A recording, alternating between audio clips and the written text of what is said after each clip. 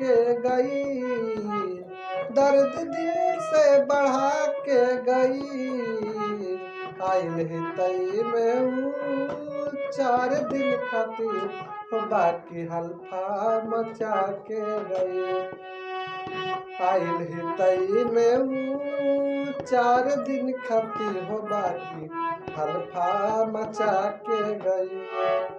रोग ऐसन धरा के गई, रोग ऐसन धरा के गई। आइल ही तई में ऊ 4 दिन खातिर, बाकी हल्फा मचा के गई।